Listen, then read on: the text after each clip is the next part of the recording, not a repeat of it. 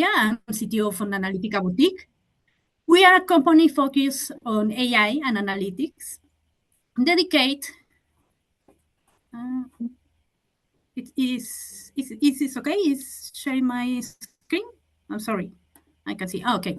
Well, as I say, I am Jessica Tapia. I'm CTO of an analytical boutique. We are a company focused on AI and analytics, dedicated to assist small and medium-sized firms in Mexico with the integration of AI into their process. Let me introduce the audience to this context. Why do we need a human-centered approach to the design and development of AI? We are living in a defining moment. Frontier AI models and generative AI technology are advancing rapidly, but the knowledge and tools that allow us to evaluate and govern these systems are not equally distributed. In some cases, are underdeveloped. These technologies reflect heavily on our organization and governments, and they deeply impact us as individuals, citizens, consumers, and workers. Crucially, these impacts are magnified in societies that are already facing structural inequalities and constraints in technological infrastructure, as, for example, Latin American countries. We tend to think that principles are standards and uncommon. However, in our experience, organization and human values are not as unique. Sometimes we work with a conflict set of values and objectives. This is very important because a significant gap remains between those principles and the practical capabilities to work in a world when we incorporate AI.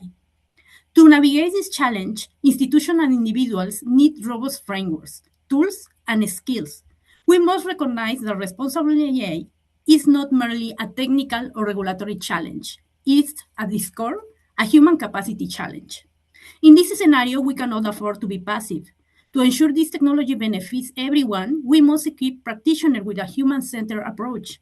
This is a way to build a common language to bridge the different parties involved in the design of AI system under these conditions.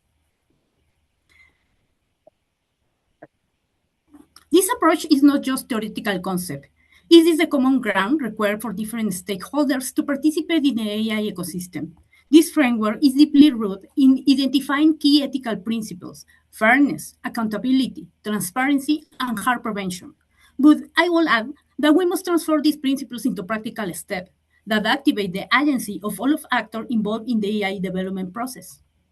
When we build standards, metrics, and benchmarks under this framework, we do not just equip society to detect and understand bias and issues of fairness. We're equipping society to influence the very ecosystem where fair, transparent, and explainable AI is built, not just react to the result of the models.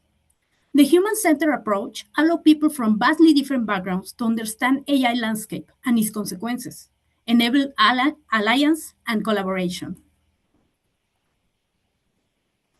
Let me bring these ideas from theory to reality with two practical scenarios from my own experience building AI system in Latin America.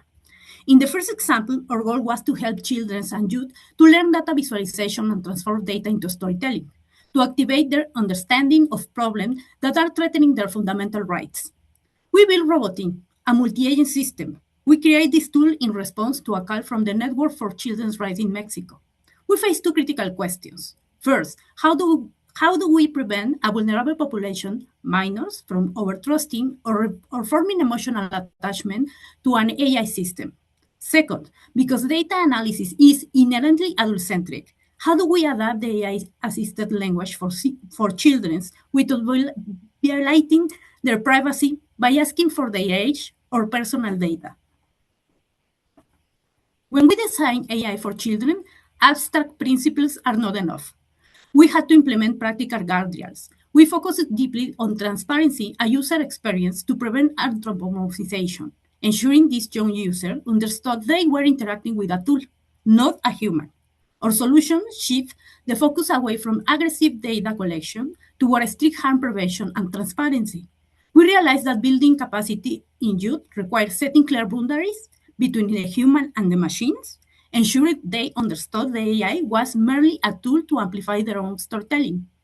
We applied rigorous stakeholder mapping to identify the specific risks, allowing us to intervene safely at the model's output stage.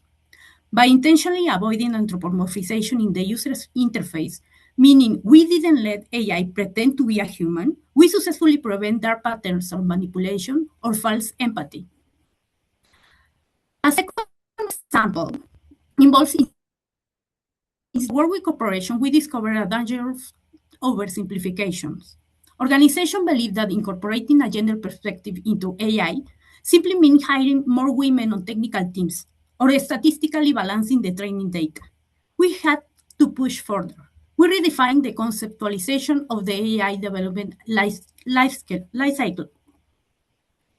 We designed AI for children abstract principle.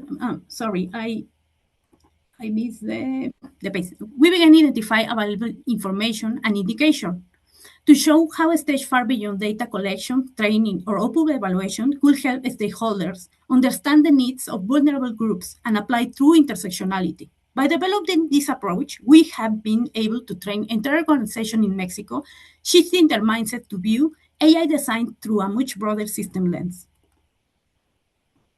These cases highlight that translating principles into practice demands specific teachable competence. Finally, we recognize that to make a global impact, this practice must be formalized and shared. This is why we collaborate with the Association for Responsible AI, developing the Ethical AI Design Human-Centered Engineering Certificate. This certification is designed to help other professionals applying these methodologies, covering theory and practice of making AI model behavior understandable to technical and non-technical audiences. As I conclude and pass the floor to my colleagues, I want to leave this dialogue with two vital lessons from our work on the ground. Governance must be embedded into daily technical workflows. It should be part of the entire conceptualization of AI systems. Inclusivity requires continuous education and sustained investment in professional development. And finally, to guide our conversation today, I ask you to consider these two questions. How can we ensure technical teams have the practical skills to implement the previous policymakers' design? And second, as we rapidly build these systems, whose voices are still missing from the design cycle? Thank you for your time and for your commitment to a more inclusive digital future. Thank you, Obed. Thank you so much, Jessica. So yes, thank you. Okay, so now we are going to move with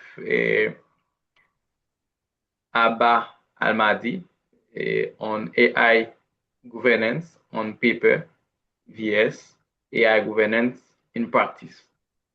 Abbas Mahdi, you can start. Yeah. Thank you very much. Thank you, Abed. And thank you to my colleagues, fellow speakers, and thank you to the audience for joining in as well. I would like to also thank the Association for Responsible AI for hosting this. So thank you very much. I'm Abbas Al-Mahdi, an AI governance and risk advisor and researcher from Saudi Arabia. And I want to spend my few minutes on a single question. Why do institutions or organizations that sincerely want to govern AI responsibly still struggle to do it? And what readiness actually requires?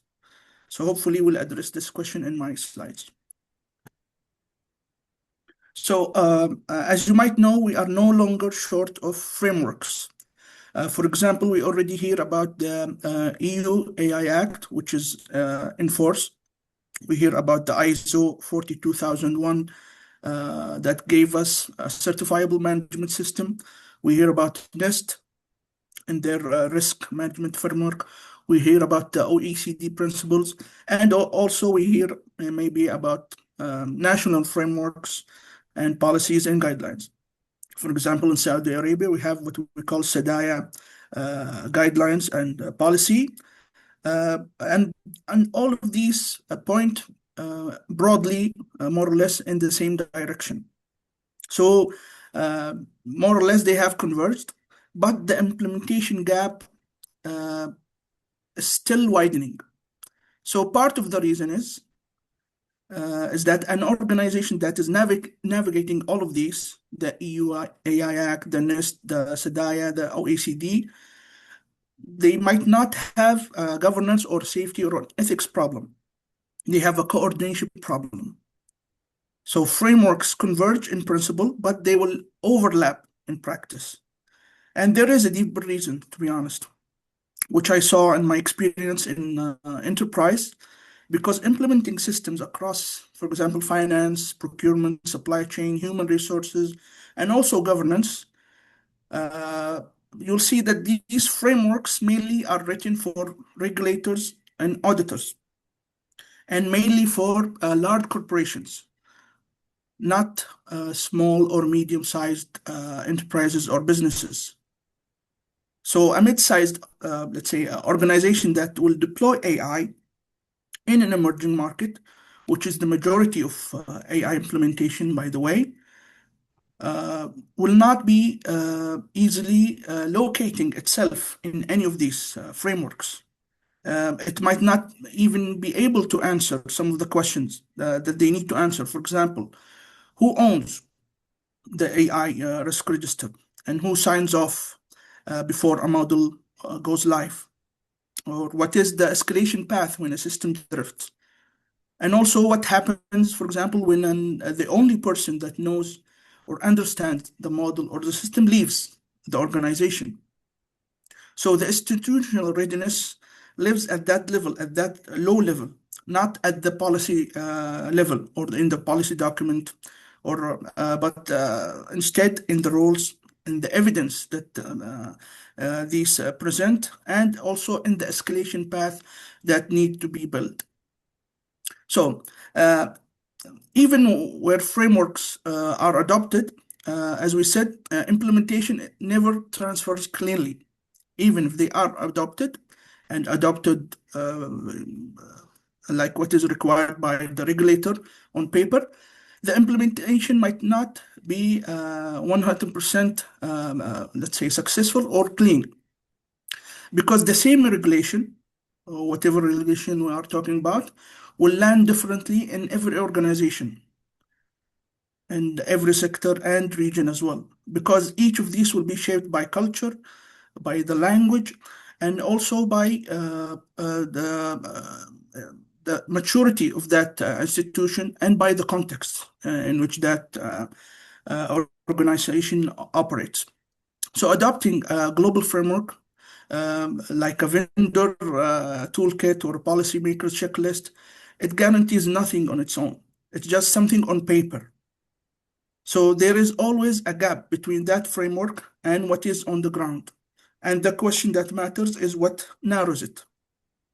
So here we want to offer one distinction. Maybe I started with this to be the answer, because there is a difference between AI governance that exists on paper, like I said on the previous slide, a vendor control or a compliance checklist, or even a policy document, and a governance that an institution should be held accountable for. Of course, the latter has to be built, as we said. The first can be bought. You can contract with a consulting firm that can build this for you. However, the second, which is governance to be held accountable for, has to be built. And building it will require people inside that organization that can define oversight, that can evidence it, and can defend it to the regulator or the auditor when they come, or even the public if they question it. So this is what narrows that gap. And it is exactly what we can call, first and foremost, with capacity building. And I mean the term in full, because it is much bigger than any single program or practice. For example, it includes professional certification, but it also includes something like role-based training. Role-based training is important because if we talk about enterprises, large enterprises, a procurement officer of evaluating an AI vendor needs different competencies and skills than, for example, an auditor, an internal auditor that reviews the model, and so on and so forth. This capacity building, of course, as I said, includes certification, like the Association for Responsible AI's Certified AI Governance and Compliance Specialist Program that should cover some of that gap, or at least be a bridge. That's what I said. It's a bridge. The certification, the standardized competencies are a bridge between that framework and institutions, not the destination. Because even certified professionals will still need institution willing to give them standing, independent standing. They need to be able to say no, for example, to have the authority to say no. They need to have clear mandates and they need to have access to decisions, of course. So a capacity and accountability structures have to be built together from the get-go, or we will produce something that have people qualified, but they have no room to act or take decisions. And finally, because readiness is not evenly distributed, most of the growth, as we said, in AI deployment over the next decade will happen outside the G7, expectedly. So evidence should come from where AI is being adopted, not only from where it's being regulated or even built. So, for example, in my region, there is a real deficit of governance knowledge available, be it to differing culture, differing language. So this is a real problem. So my message to this audience and to the AI dialogue in general is simple. We should treat this capacity building in its full sense. We should also consider and address the institutional accountability and the language and the regional inclusion as one agenda, not three separate agendas that need to be treated separately. That is what I think turning principle into practice actually looks like, and that is what actually turning what is on paper to be actually on ground. So thank you very much. Thank you so much, Abba, for this great presentation. So you see many claps. Yeah, this is for you. Thank you so much. For now, we are going to give the floor to Shinonso from Nigeria on AI safety risks, mitigation, and trustworthy AI system. So you have the floor, Chinonso. Thank you. Hi, everyone. Good afternoon from here. I'm very happy to be here on this global stage, having this dialogue with everyone.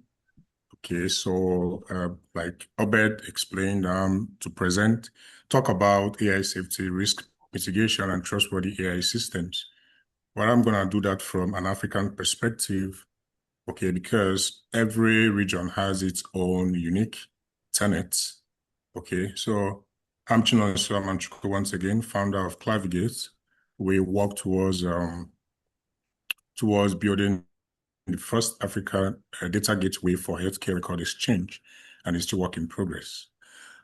Okay, so now the flow of this dialogue will basically be from identification of problems to evidence to synthesis, and then my prayers, what I really have to leave with us. So first of all, here in Africa, okay, as at this time last year, July 2025, only 16 out of 54 African countries had adopted their national AI strategy.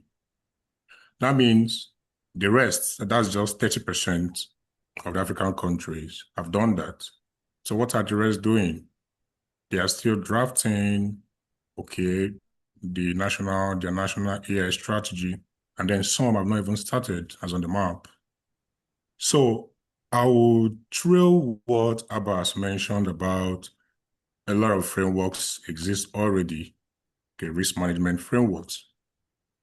But then there are global frameworks, right, that are written for some institutions, and then being, because here in Africa, we tend to be on the consuming part for now, right? There are some efforts to catch up, but AI is moving so fast that before we catch up, it has gone far.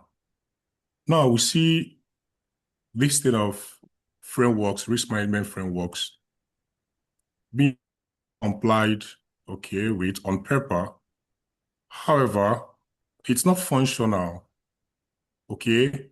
And we know that one of the challenges in Africa remains data, paucity of data, and not just that, informal data in Africa, because data shapes the model. They train models with data, right? A much more multilingual infrastructure that feeds on LLM, that feeds the LLM, large language model. So then, how do we ensure that the global framework, risk management framework, how do we ensure that those frameworks actually include the African perspective in its operations? Now, the summary of my talk will simply be that the real risk isn't that there are no regulations. We have many regulations, governance regulations, and all those.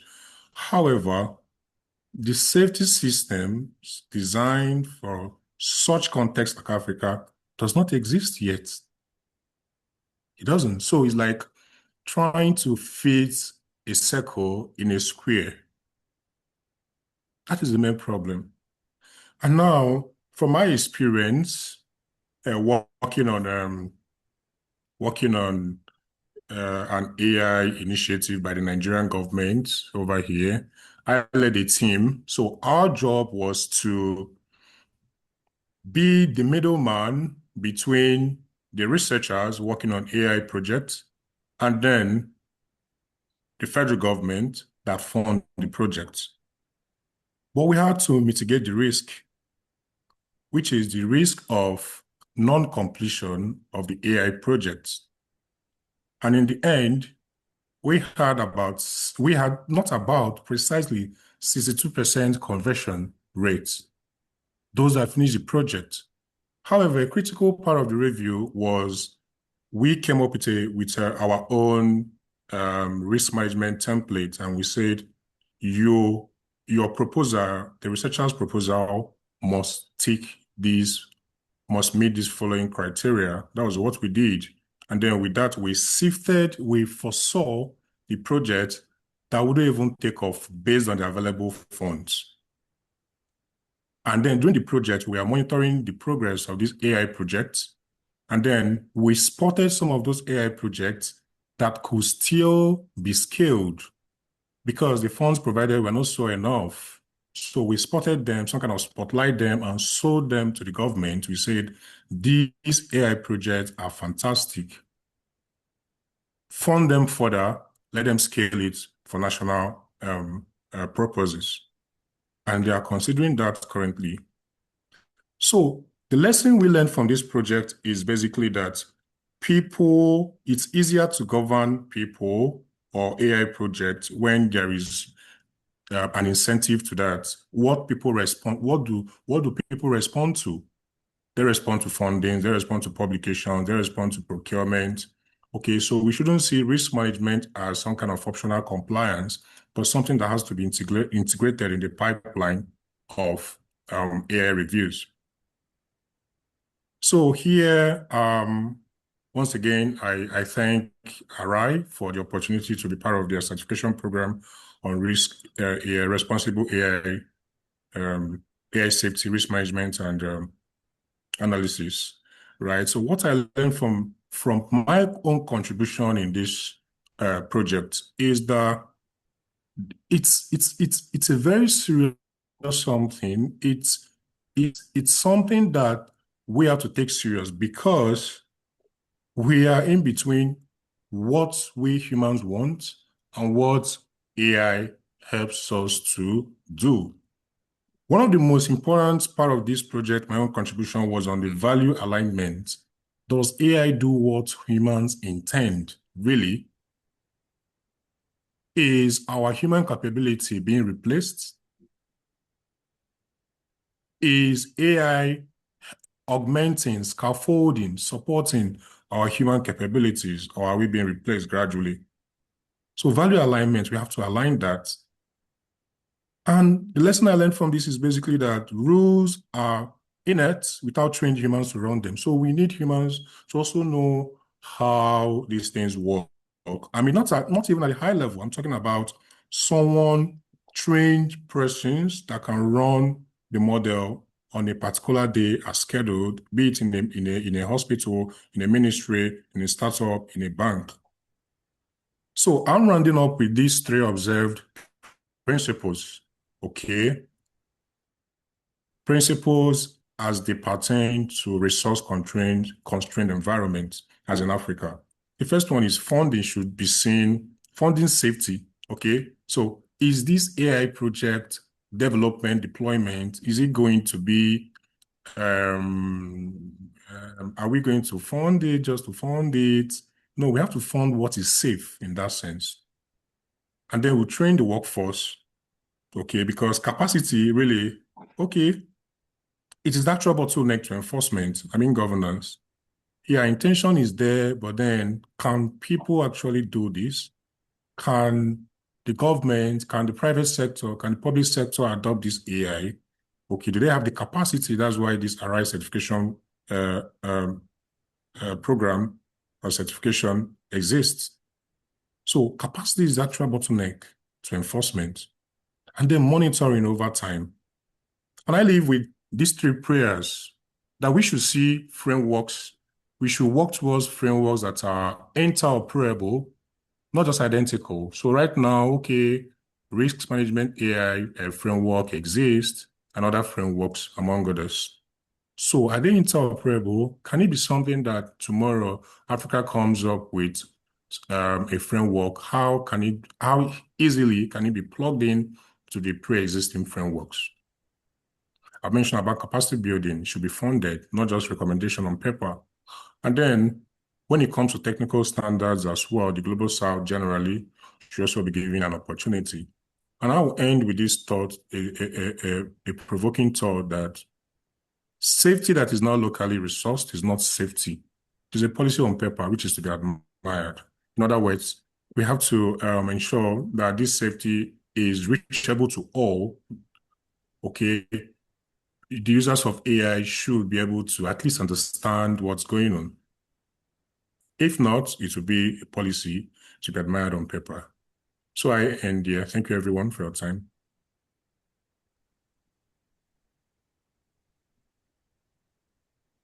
Thank you so much, Chinonzo.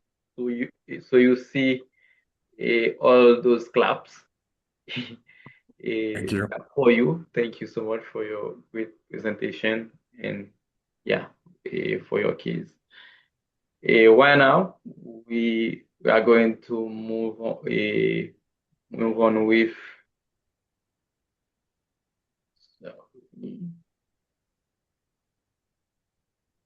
Asel. Asel will talk about from kindergarten to career, building AI for good, skills and inclusive education across generation. So Asel is from Singapore, Asia Pacific. Asel, you have the floor. Thank you so much. Thank you so much, Abed. Can you all hear me well? Yes, perfect. Okay, very good. Thank you. So this is a quick introduction after Abed's kindly introduced me. So I'm working on AI. I'm a non-tech founder in tech. I'm a solo founder, bootstrapping, independent actually as well from tools and platform and technology companies, but I do collaborate with technology companies and startups as well. To bring them to responsible AI and upscaling and inclusion in education. My top 2 use cases currently in the last 3.5 years has been AI literacy, so AI in education. I'm an educator first.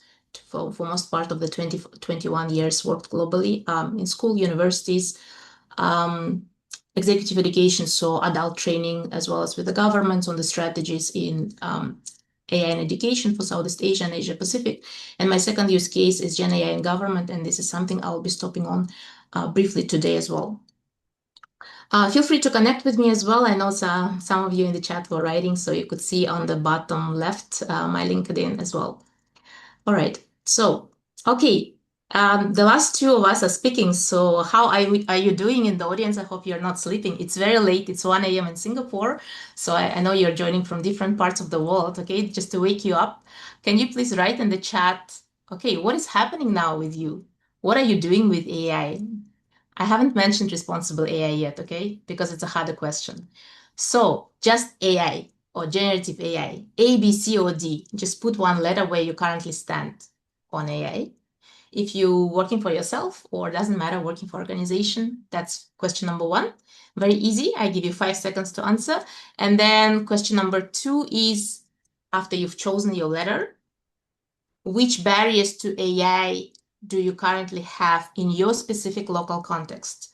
So Chinonso said, without local context, there is no way we can talk about responsible AI or implementing AI governance, right? So in your specific local context, in your country, in your industry, in your community, where you're currently in, what are the barriers? Is it external, or there are some barriers that you can address yourself from your personal level, from your role, from your industry? Okay, and later we'll see what is happening. Thank you so much for your answers. Okay, in a summary, my talk is about responsible AI as an education. So it's not standalone, it's not separate from the rest of the education. Unfortunately, it is considered to be as something separate from AI literacy, which is not. It is not. Responsible AI is not separate from AI. The core of AI is responsible AI. You cannot work on AI models in the lab without it being safe for humanity, bringing humanity to new heights, right? So we have to develop as humanity. Doesn't matter the negative characteristics as well as jobs loss, as some countries or some people or cultures or languages being at the age of extinction, right? If we are not being included, right? So responsible AI, I won't be reading from the slide, so you can see it on the screen. I've been working pretty much, before I started my company, I've been working at Microsoft on this topic. So before ChatGPT came to the market, right? So it's from 2021. It was mostly on machine learning, and I was also building AI for good curriculum and hackathons, right? We were talking about back then from age as young as 5 all the way to university students at the 18-year-old, okay, across 3 age groups. So in Asia Pacific, we actually measured for the 3 years before and after we started implementing a very targeted country strategies.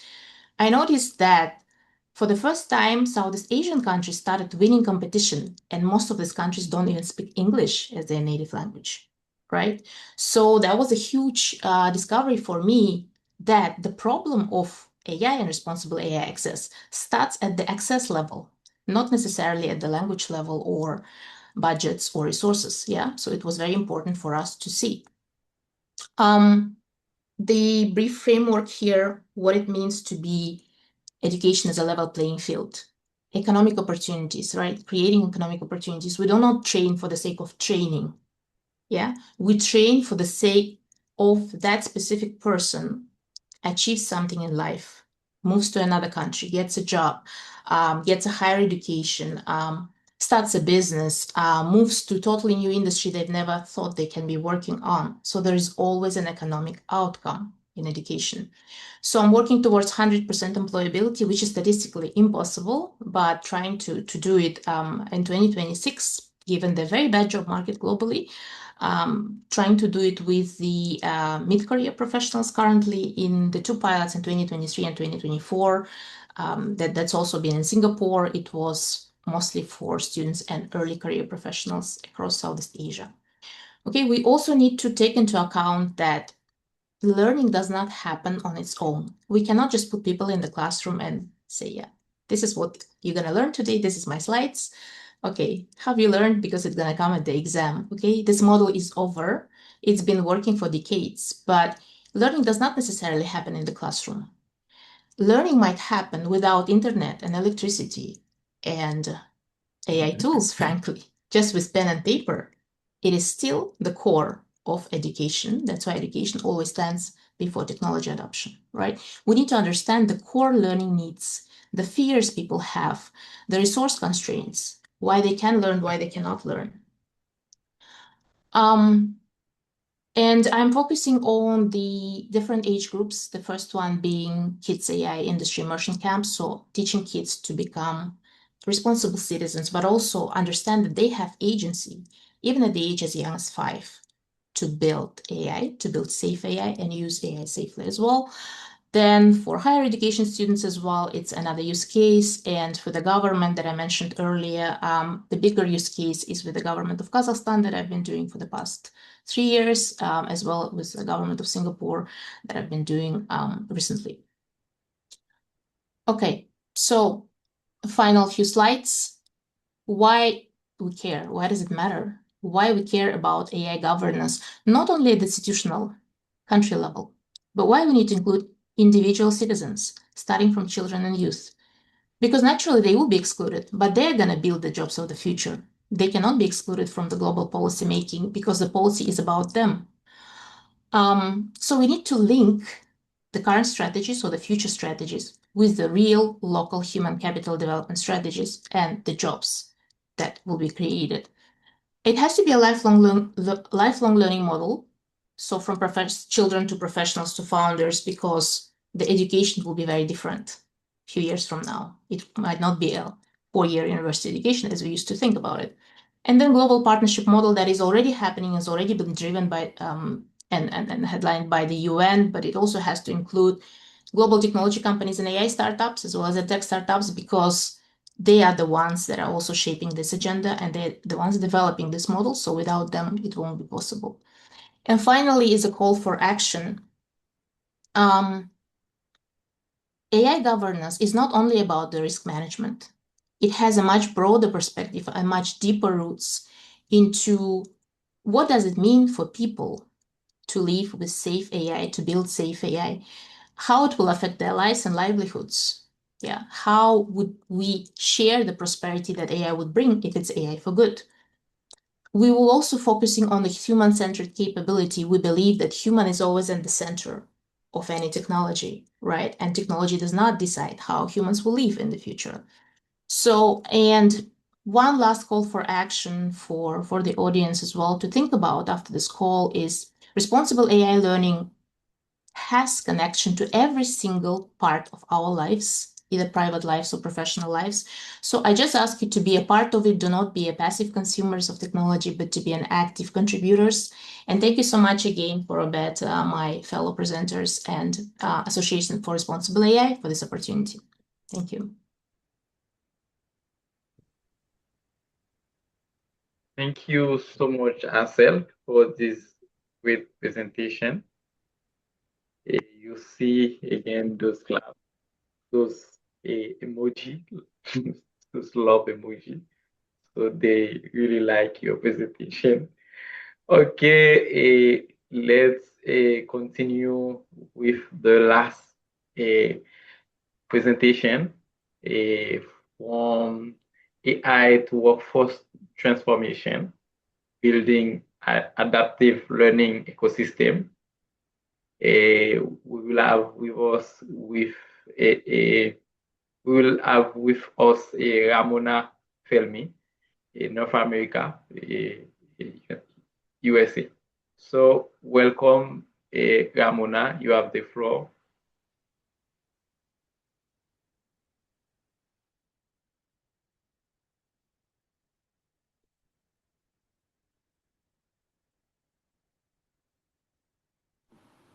My apologies, I'm trying to unmute. Okay, give me 1 second. Let me bring my screen up. Can everybody see my screen? Yes. Okay, fantastic. I'm Ramona Felmi. As Obed mentioned, I'm in North America. I'm actually in Detroit, Michigan. And I just wanted to take a moment to say thank you to everybody for including us in this and having us here.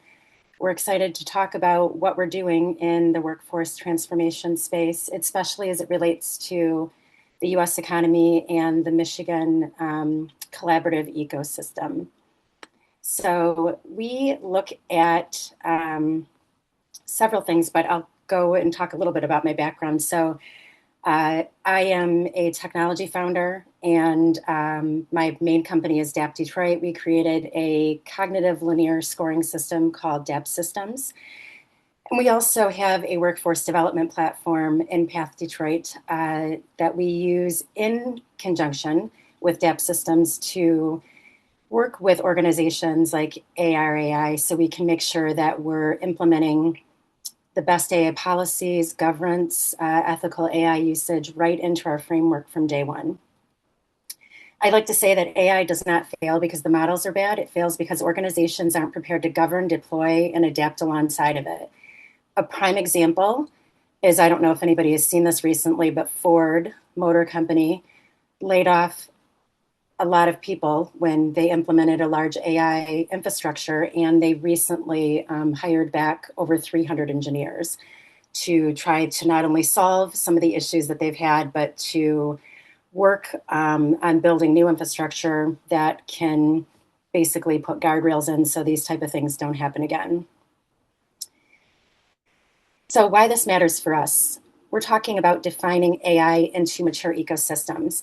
Right now, and really the past year or two, the evolution has been raw models and trying to compute benchmarks, but basic automating processes and pilots. We like to say that a lot of these were fragmented or antiquated systems.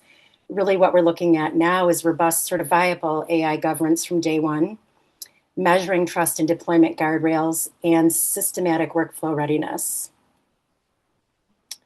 So we're looking at a static policy model previously with documents, compliant checklist, things like ethics and principles being implemented potentially on the back end versus on the front end where this really should happen.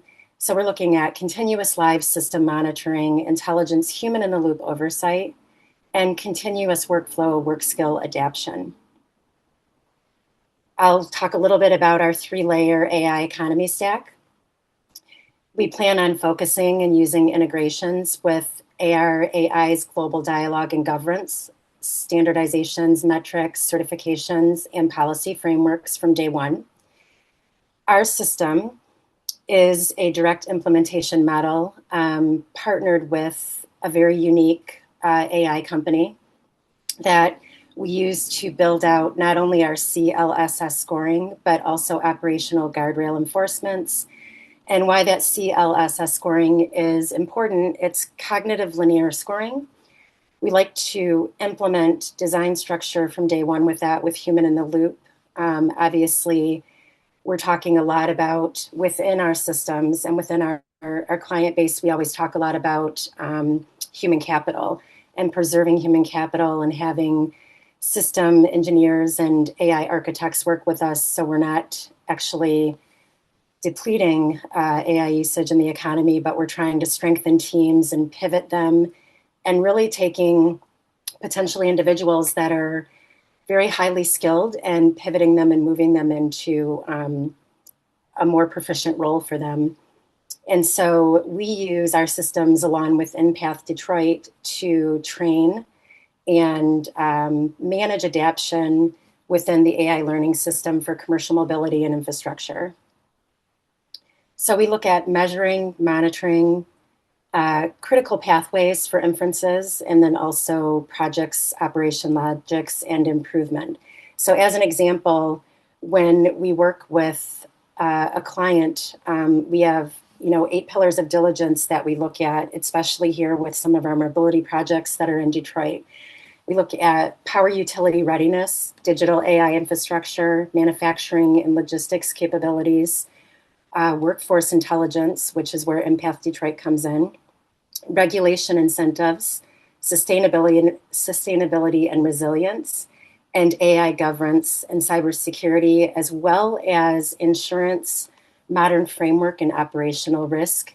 A lot of that is very relative to the grid work and the grid infrastructure and how many states here in the US have the ability to have deployable energy infrastructure.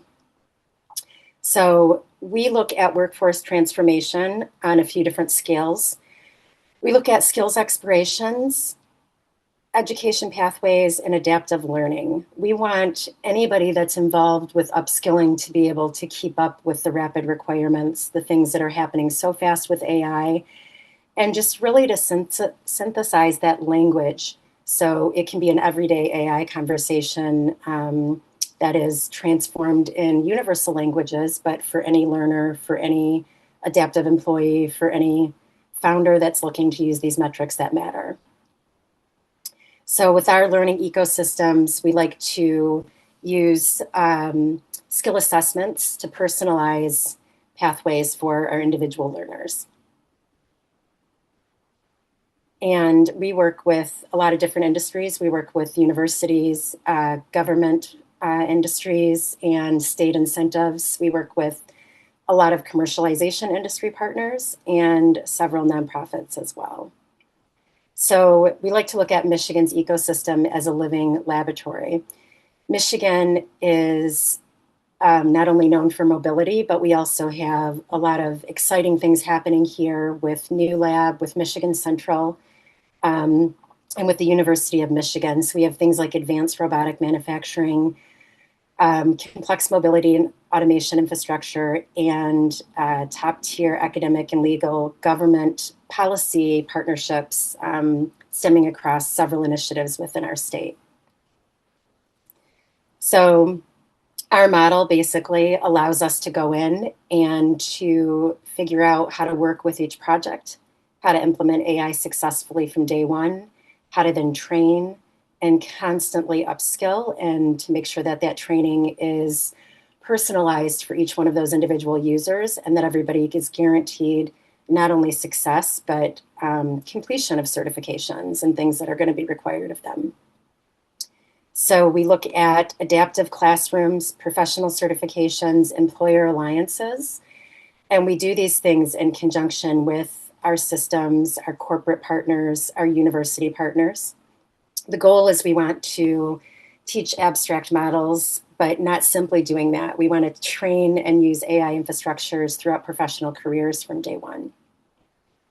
So we will look at things like continuous governance with relationships like ARAI, continuous learning curriculums, continuous certifications, and benefits from economic growth and development and job stability and recertifications and all those things that we can collaborate together. So that is about us and what we're trying to do to build a legacy system and building this future together as it relates to AI. So join us in our AI ecosystem and feel free to reach out, connect with us on LinkedIn, and just come and say hello. Thank you so much, Ramona Fermi. Thank you. Thank you. Yeah, thank you. Okay, you see those clouds. So this is for you. Thank you so much for your great presentation. Right now, so I think we will try to have a few questions for someone from the public too, because we talk about 1 hour and we don't have any voice from the public. This is why. If you have something to say or you have a question, you can just put your hands up using using Zoom. So let me see if we have any hand.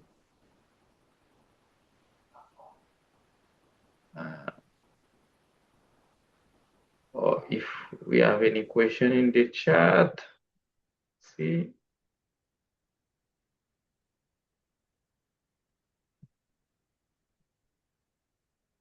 No question.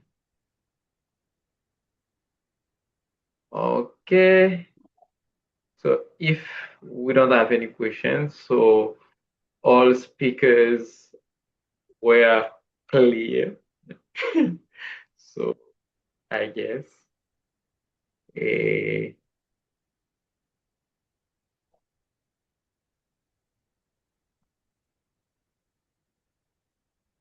Okay, we have one question. How do organization actually measure whether an AI model is safe?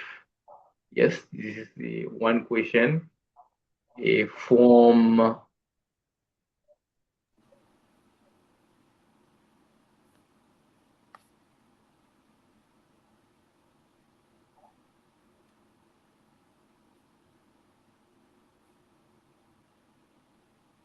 Aditya. Who wants to answer first? I can answer. Okay, Amuna, go. From our perspective, that is one of the reasons that we built out DAP systems. So the model itself is a sidecar, if you will, that basically helps us oversight system infrastructure and architecture. So for an example, if a large client is trying to use AI systems and platforms, and they don't really know which one to use, which one's the safest, they might be a Microsoft user for compliance purposes, so they may not be able to use outside inferences with their firewalls, their cybersecurity teams, things that are built into large corporations. So we basically plug in different factors, and we have trained models that help us realize or nudge us, if you will, to make the right decisions. So if we were presenting to a client, it's not based on bias, first and foremost.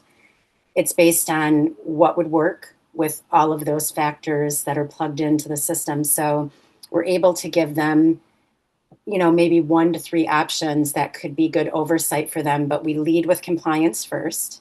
We lead with governancy first and guardrails. And the other side of it is because the system realizes that there's human interaction, it also takes into accountability that we're not trying to replace human capital. And then it's going to then show different pivots within the model that can be used in different departments. So potentially upskilling or moving somebody into a more suitable position, but preserving jobs and economic development at the same time. So that is what we use personally, as well as what we know. But sometimes, when we're taking things to clients like a proposal, we want to be able to give them something visually that has credibility and research behind it. So we're not just making a suggestion, we're actually giving them, a play-by-play of what they should use, whether they use us or an outside consulting group. We want to give them a logical roadmap that has not only milestones, but requirements, and then outcomes and measures as well. Okay, thank you. Thank you so much. Thank you so much, Amuna. Aditya, otherwise I got it. Thank you so much. So Aditya, thank you. Okay, we have Asel. Asel had a resource on responsible AI playbook by a Singapore government for developers. So this is a resources that they can click. You can click on it on the chat. Okay. There is a Godfrey. I'm Godfrey from Holistic General Affairs. How can an organization like this make a choice of the best AI model to be applied in the healthcare activities? This is a question from a Godfrey. Yeah. Anyone want to answer first? So I didn't get the question correctly. So, Godfrey, how can an organization like this make a choice of the best AI model to be applied in healthcare activity? So, whenever it comes to healthcare, right, we're talking about human lives. Okay, so the level of precision should be very high. Okay, it's not something. Now, currently, the last question that someone asked, how do we know the safe AI? That's a very big conversation ongoing in AI governance right now. What we have currently is just a portfolio of companies coming up with what works for them, institutions coming up with what works for them, right? And we can also look at the alignment. So how in healthcare does this AI really, is it doing what it's designed to do, or is it doing what it wants to do? Okay, so first of all, we should look at what are the existing healthcare frameworks that we can use to even know, because it's the same human person. Humans don't change. We're talking about life in healthcare. So we are saying the best model to be applied in human frameworks is we look at what already exists, and then what do you really want to use AI to do in healthcare activities? Is it prescription? Is it diagnosis? Is it, so what is that? So you have to define what you want to do, right? Because there's also the AI divide out there whereby developers are developing a lot of AI systems. However, there's no value creation within institutions, right? So what do I want to use AI to do in healthcare? Number one. Number two, what is the existing frameworks that lie out there? And then number three, how can I juxtapose these two things to get what I want? It's an open dialogue. It's still ongoing. Okay. So that's my own contribution to that. Thank you. Okay, thank you so much, Chinenso. I think yes, Jessica, Tapia, and Ramona had something on the chat about this question as well. So it's time to close this dialogue, I think. Thank you so much for everyone. So we just want a last clap for all of the great speakers for their great presentation. So thank you so much. So I think we are in a different time zone. So some of you may make some more sacrifice to be able to be there. Thank you so much for that. So thank you so much for everyone, every attendees of this conference. Thank you so much. Have a nice rest of your day. Yeah. Thank you so much. Thank you Thank you, also. everyone. Thank you, Beth. Thank you, everyone. Thank you, everyone. Take care. Take care. Bye. Bye.